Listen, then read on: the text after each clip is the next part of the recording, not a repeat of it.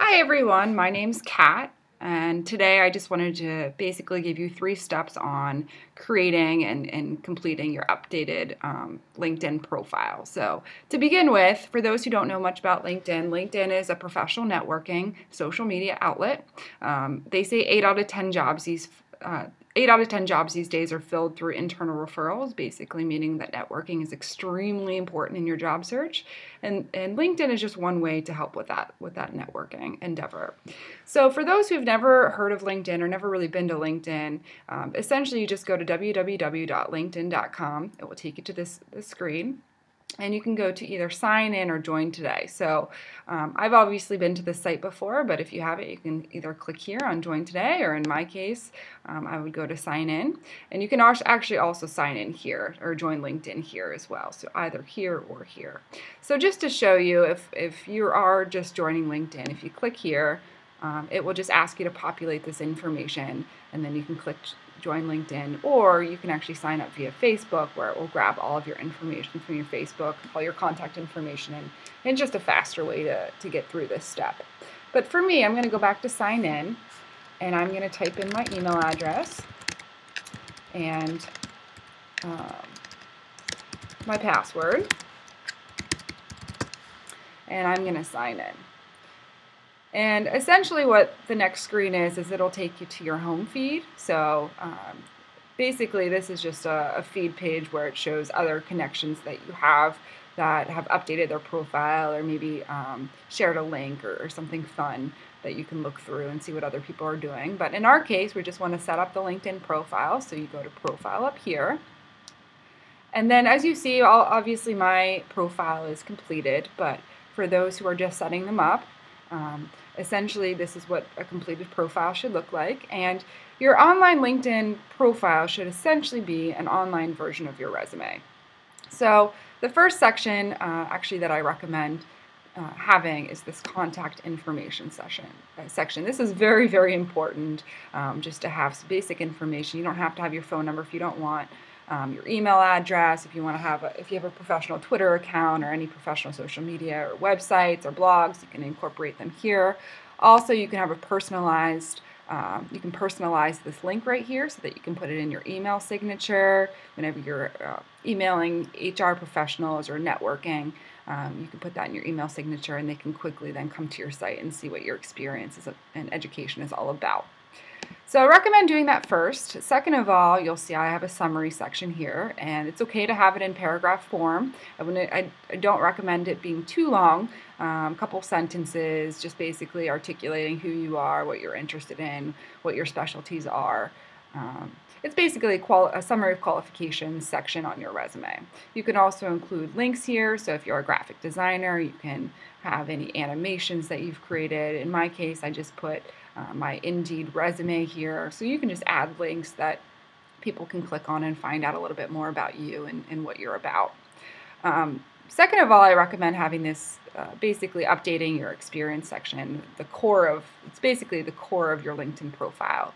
So making sure that all of your experience is listed, past work experience is listed along with 3 to 5 bullet points underneath each work experience.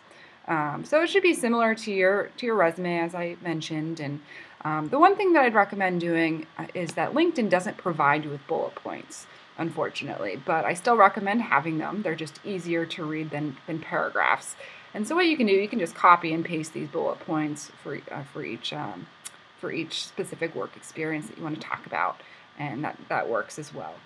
Also, there's other sections on LinkedIn that you can edit and fill in. I just happen to pick volunteer experience because I've done some volunteering, but there's also opportunities that you're looking for and projects that you can list out here that just make you look more professional. That could potentially help you in your job search.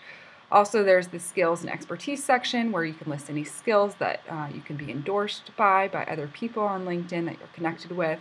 It's a good way to set yourself apart in a specific skill set and say, hey, this is what I think I'm pretty good at. This is what I'm skilled in. Next, obviously you want to have an updated education section, so I'd list out all of your education. If you have a high GPA or want to list that, you're welcome to do that as well. That can make you more appealing to other people on LinkedIn as well. And then just any additional information, any contact information that you want to provide here as well. So those are the basics of a LinkedIn profile that I recommend starting with, just making sure it's completed and updated. Second thing that I recommend doing is having a professional looking headshot. So something in professional looking attire, doesn't have to be professionally taken per se, but something that, you look fairly professional in it. And there's two reasons why I recommend having a professional headshot. A lot of people, first of all, do not have a LinkedIn profile picture, and I recommend having it, especially whenever you're being very active in your job search, for two reasons.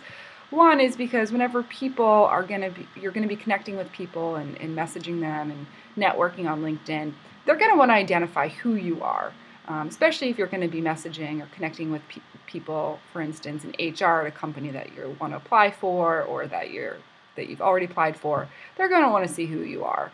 Second of all, it just makes it look like you're taking your job search a little bit more seriously. So I recommend that being the second step in your job search. And then once you're done with those first two steps, then I recommend going up to network up here and adding connections. So whenever you first join LinkedIn, it will actually ask you to add connections at that point. I wouldn't recommend doing that until you've done the first two steps, because whenever you're connecting with people, you want to make sure that you have an updated profile and that you're taking your job search seriously. So I'd recommend this being the third step. And LinkedIn is really great at importing contacts that you've connected with or emailed in the past from your email account. And so in my case, I have a Gmail email address, and so if I just click on Gmail and then press continue, it will import all of the contacts that are on LinkedIn that I've corresponded with via email before. And so then you can add these connections. You can check, maybe this person isn't somebody I want to connect with. Maybe she is. I can skip this step if none of these people I want to connect with. But LinkedIn does a really great job of easily allowing you to connect with people that you know. So I recommend connecting with really anybody that you know. So friends, family, acquaintances that you know, maybe not that well, colleagues, classmates, professors, managers, really anybody that you know, because you never know who's going to help you find your next job. So those are the first three steps that I recommend doing to kind of get yourself acquainted and set up in LinkedIn. Obviously there's a lot of other features on LinkedIn, but I just wanted to give you a basics on the three steps that I always recommend. All right. Well, I hope that was helpful, and have a great rest of your day. Take care. Bye-bye.